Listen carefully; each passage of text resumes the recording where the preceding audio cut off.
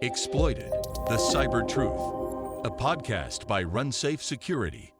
Hello everybody, welcome back to Exploited, the Cyber Truth. I am Paul Ducklin and I'm joined by Joe Saunders, CEO and founder of Runsafe Security. Hello Joe. Hello Paul, great to be here. Joe, our topic for this episode is very short and blunt, hacking healthcare. And the subtitle is What the Latest Data Tells Us About Medical Device Security, which is very well timed because Runsafe's 2025 Medical Device Security Index has just come out, and it features a survey of more than 600 healthcare leaders across the US, the UK and Germany. Joe, maybe we can kick off by me just asking you, what do you think is the most surprising thing, whether it's good news or bad news, that emerged from the report? Well, I think there's a lot of really interesting statistics that may paint kind of a negative picture about cybersecurity in the medical device world, in that it's a serious problem and it's something that needs to be solved. But what's promising and very, very exciting from my perspective is that 46% of healthcare organizations have declined to purchase certain medical devices due to cybersecurity concerns. And so what that means to me is, and as we'll learn when we go through some of the other statistics that suggest that cybersecurity is a real problem for the industry, that procurement offices are taking it very, very seriously, and that organizations are pushing back on cybersecurity requirements to ensure or trying to help encourage their suppliers to adopt certain practices. Because we all know, as we've talked about in the past, cybersecurity risk ultimately affects safety and patient care, and certainly healthcare organizations' cost of operations. And so I think that's probably the most encouraging thing, that healthcare organizations are looking for cybersecurity in the procurement process when they look to evaluate medical devices. And this is very much in the line of what we've spoken about in previous podcasts, isn't it? Called secure by demand. It's not demand as in sort of tub thumping and banging a fist on the table and saying it had better be secure. It's saying we will prefer the suppliers who meet our demand or our desire for more security. And 46%, that is a pretty good sign, isn't it? Because if we can jump to the bad parts now, it is that the cost or the risk or the negatives of cyber attacks on healthcare organisations have gone very much beyond the administrative tasks and the traditional IT equipment, with 22%, that's just over a fifth, of organisations surveyed said they have had cyber attacks that impacted medical devices, and 75%, three quarters of that one-fifth, actually had patient care affected by that attack. What does that look like in a hospital setting, for example, when, say, an infusion pump gets compromised? How does that differ from your, hey, my server went down or my laptop won't connect to Zoom? Yeah, I mean, the consequences are high. They're serious. We're talking about healthcare delivery and supporting patients and patient care in general. We heard from Phil Englert last time talk about when a printer printing labels for blood transfusions failed to operate. When the printer failed to operate, it ultimately affected patient care. And naturally, if you're affecting patient care, it's a very, very serious issue. And so I think this is why the FDA looks after safety concerns of medical devices and has cybersecurity regulations in there. We all want safe delivery of medical services. Yes, that story of Phil's really opened my eyes, because I hadn't really thought of it in those terms. The medical equipment, the multi-million-dollar blood processing machines, stymied because probably $29 label printer couldn't indicate whose blood was whose. Quite a lot at stake through devices where you think it's only the label printer, it's not the blood centrifuge.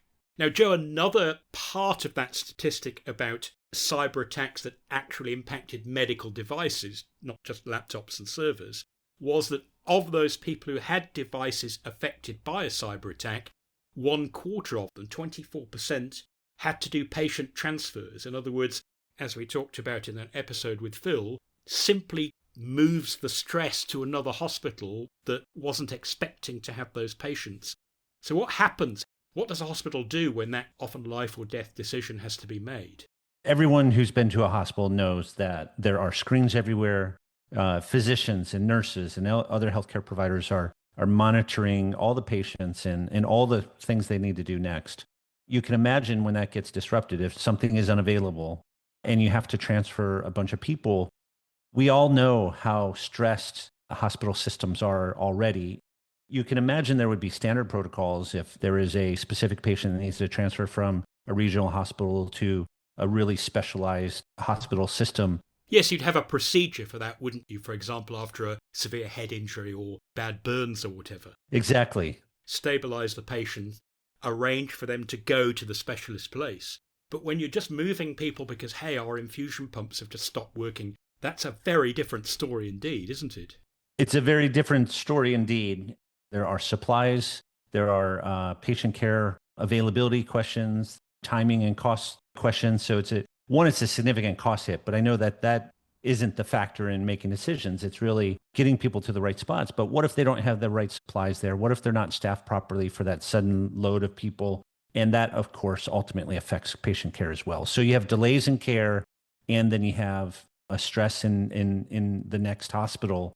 Now, what's the big difference in your mind, or the biggest difference between the kind of cybersecurity that we're used to in IT, which we defined in a previous podcast very loosely as sort of think of laptops, servers, domain controllers, printers, and security of the operational technology, the OT network, the things like the infusion pumps, the imaging systems?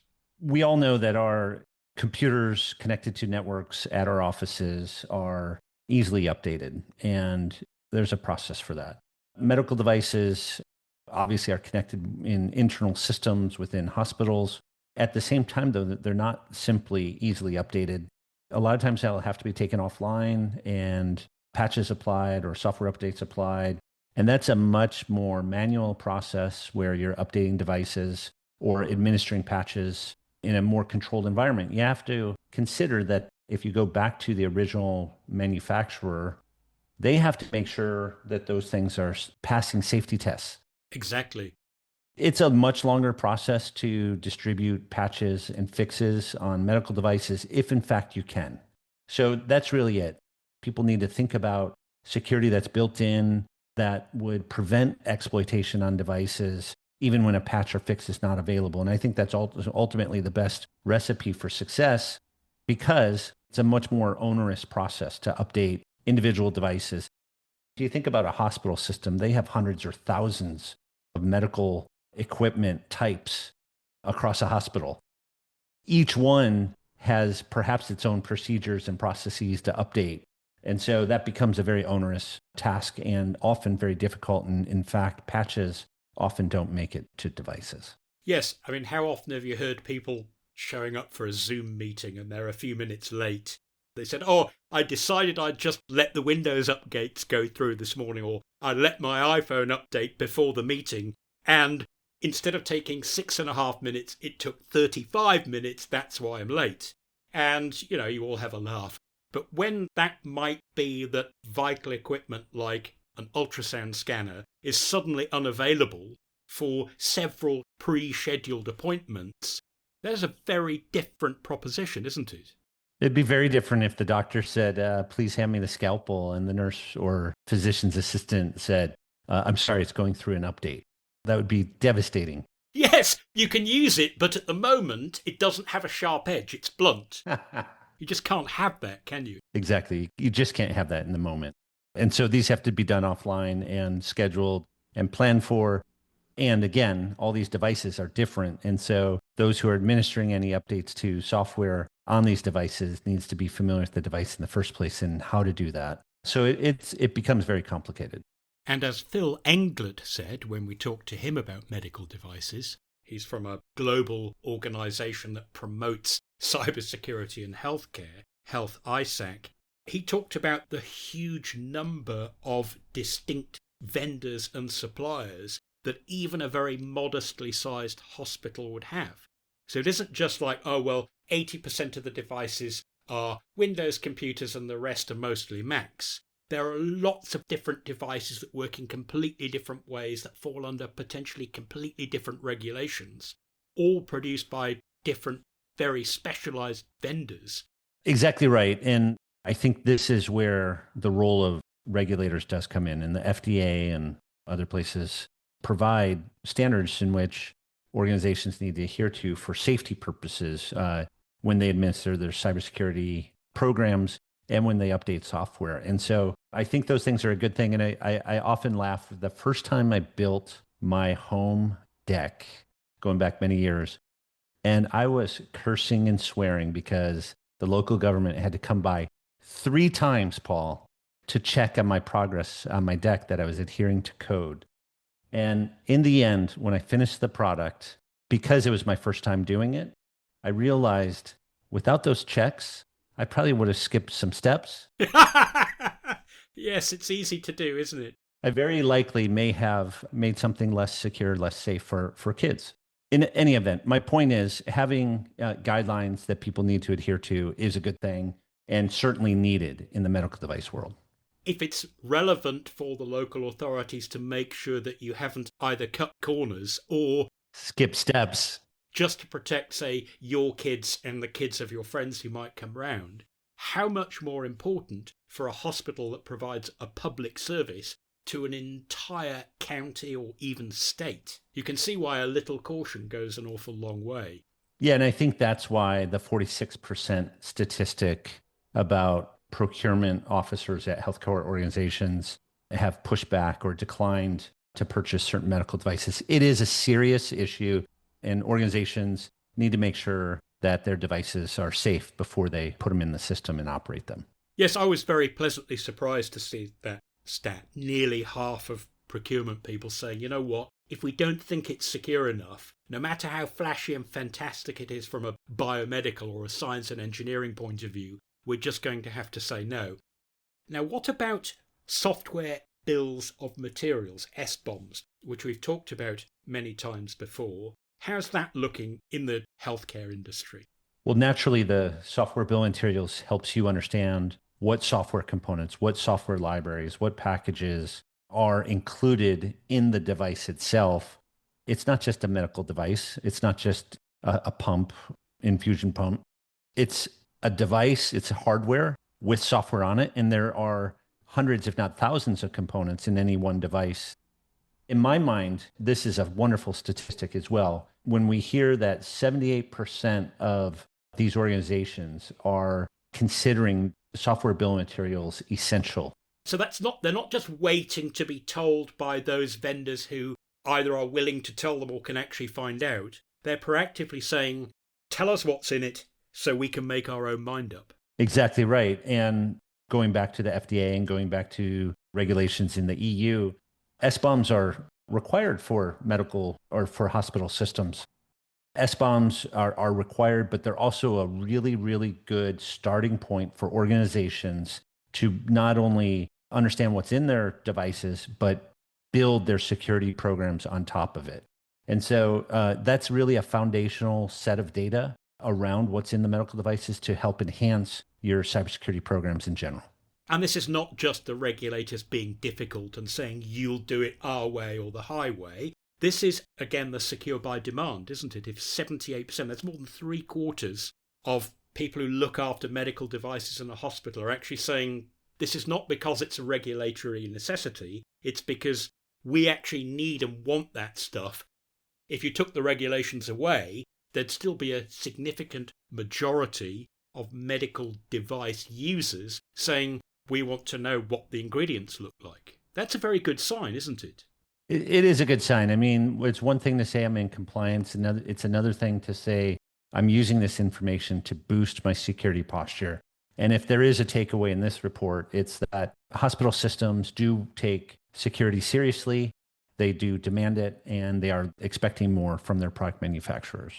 Joe, asking for an SBOM is great, but what do you actually do with that information as the person who has to look after these devices, which, as you've said before, are even more at risk than ever because they're increasingly interconnected with our regular IT systems? So if someone's laptop gets hacked because they get phished, that could directly expose the label printers or the infusion pumps. So what do you do with the SBOM to make it pay its way, as it were?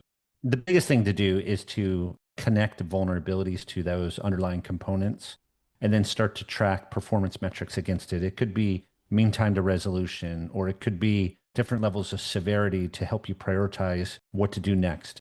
So that's for planning and preparing and updating your devices and making sure you have really good information to prioritize your programs and what you can fix and what you can upgrade and what you can enhance and protect.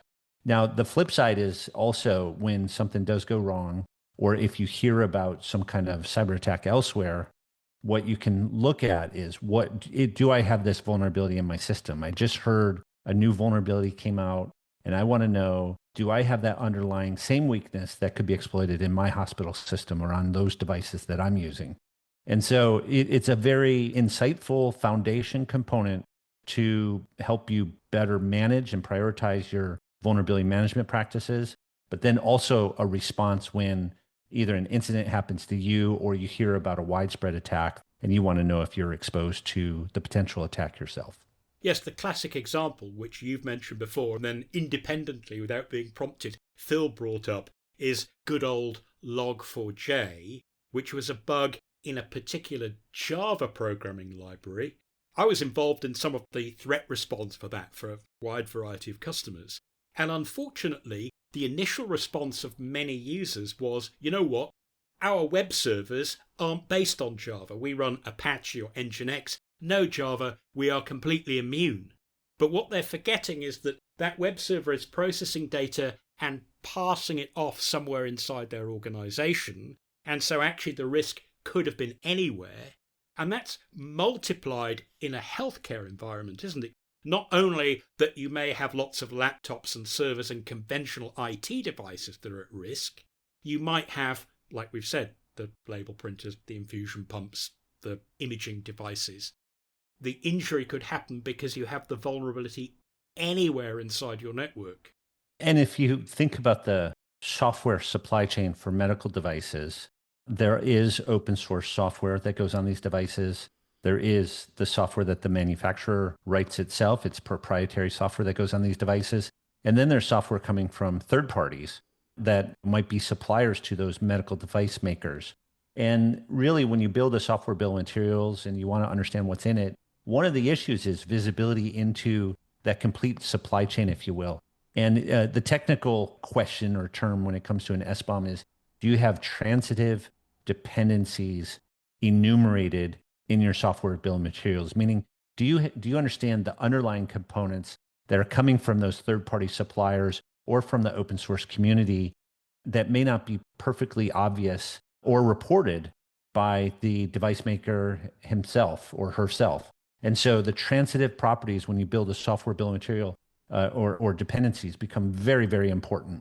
The idea of having a SBOM and really having full visibility into the full dependency tree of components and not just the superficial ones that you think are in there, but the full deep ones. And when you go back to log4j, part of the issue is people didn't even know they had that component in there. The suppliers didn't even know because it was sort of embedded within their complex software supply chain, and they were inheriting some components and libraries from either the open source or third party. And so I think a key step and a key thing for folks to look for when they look at those SBOMs is how complete are they?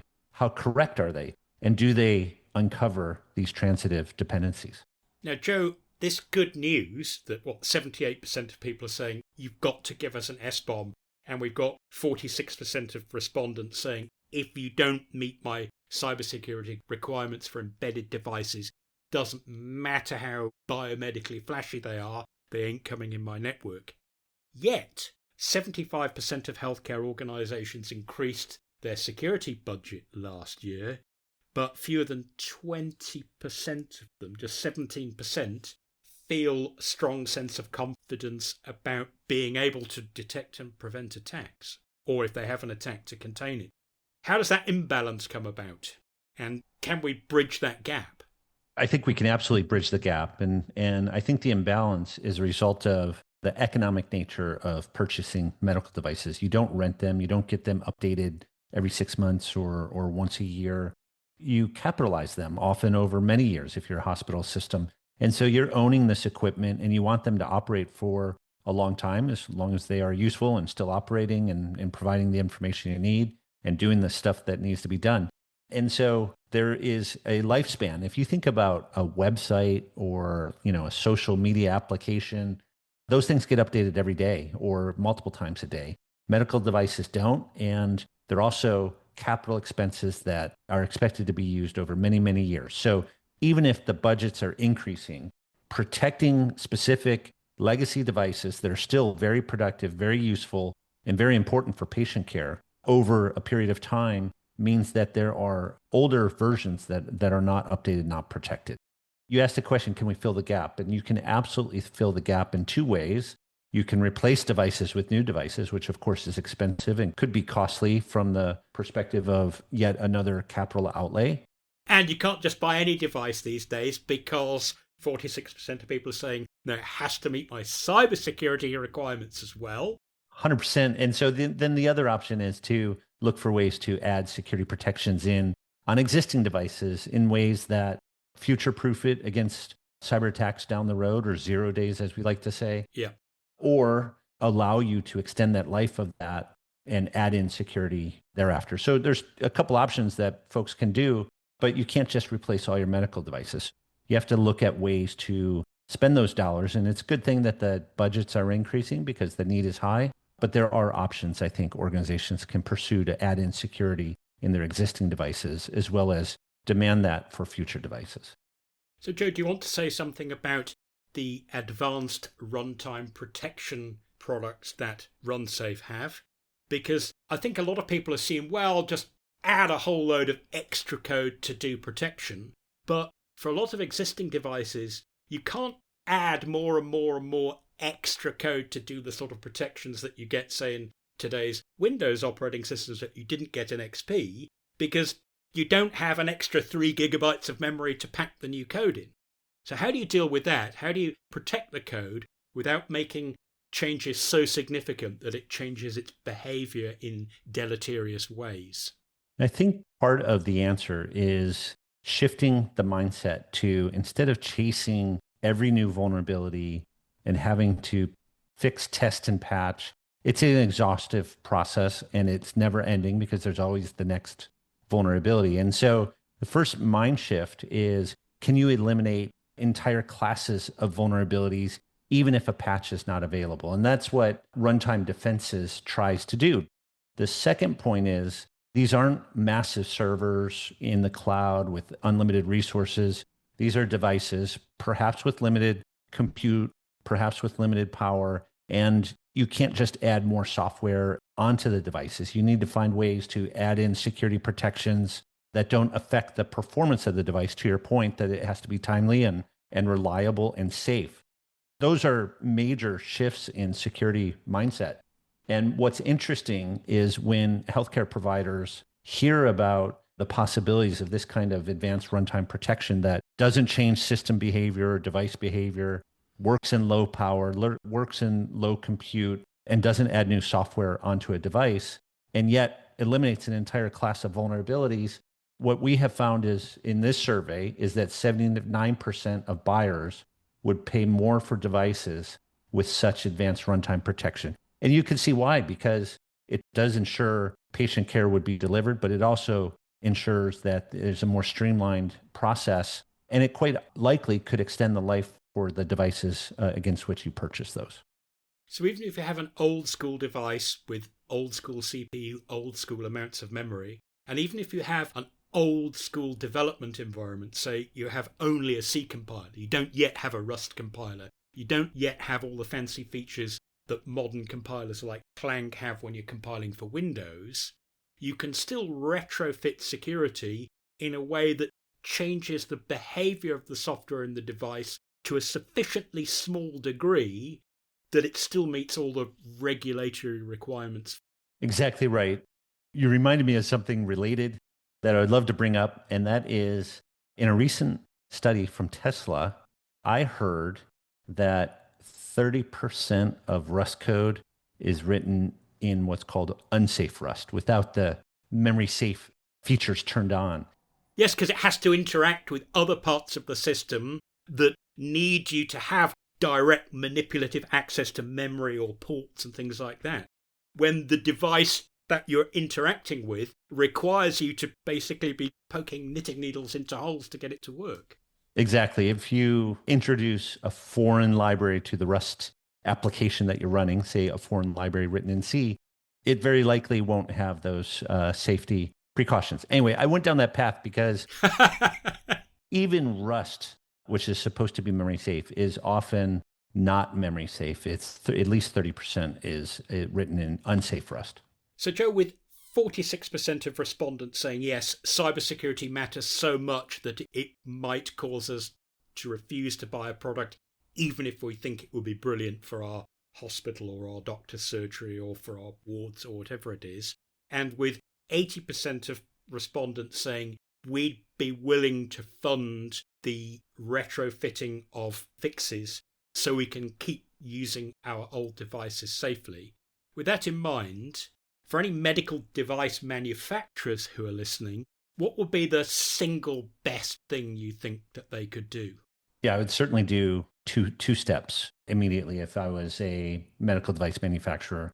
The first step is I would generate a build time software bill of materials that has complete visibility into 100% of the components that go on the device, including those transitive dependencies that we talked about, so that you have full visibility of all the software components that go in there that you pull in from third parties and open source components. It's the only way to have a complete picture of your cybersecurity posture on your device. That's the first thing I would do. The second thing I would do is I would associate the vulnerabilities with all those components and analyze the underlying risk in that software that it could be exploited, even if a patch is not available. And with that, I would add in, as a result of that analysis, I would add in the runtime protections to ensure that you eliminate entire classes of vulnerabilities, especially the memory safety related vulnerabilities that are inherent on most of these medical devices. So I would generate the SBOM and analyze the data around vulnerabilities and future zero-day risk. And then I would add in the runtime protections to eliminate memory-based vulnerabilities from being exploited, especially when patches aren't available. If you're going to eat food and you look at it and you think, I have no idea what ingredients went into it, you'd have every reason to be concerned that there might be something in there that either is poisonous or that is poisonous to you because you're allergic to it. Why shouldn't it be the same for your software? 100% right. So for the users of healthcare devices in the healthcare industry, what do you think is the single biggest takeaway from this research, and how can they turn that to their advantage? How can they narrow that gap between the 3/4 of them who want to spend more money on cybersecurity, but the 80% of them that are going, we don't know how to make it pay off? Well, I think the taking steps with your product manufacturers is the right step. And asking, like we say, ask for secured by demand or implement secured by demand practices. And I think asking for a software bill of materials and asking if you have advanced runtime protection built into the devices that you're purchasing. And I think because people are willing to pay more for those kinds of features, I think all the hospital systems should be asking for them so that the product manufacturers really hear the voice. I think these statistics will get out there and help the industry as well. And the idea is that if the product manufacturers are adding security in, then we can all focus on other things. And what it means for healthcare systems is they can really emphasize and continue to emphasize their core focus, which is patient care. Indeed. Joe, I think that really puts it in a nutshell. Their goal is patient care. Patient care must come first, but achieving a higher level of cybersecurity, both for IT and OT devices in today's hospital world, is absolutely vital to that as well. Thank you so much for your very thoughtful responses. You didn't do the usual thing that lots of companies would do. They'd, let's just turn it into like a big sales pitch. You analysed the numbers with intellectual rigour and in a way that people can get started without actually spending money to get going. So that is a wrap for this episode of Exploited the Cyber Truth. Thanks to all of you who tuned in and listened. If you like this podcast, please don't forget to subscribe so you can join us every week. Please share it with everyone in your team. And don't forget, stay ahead of the threat See you next time.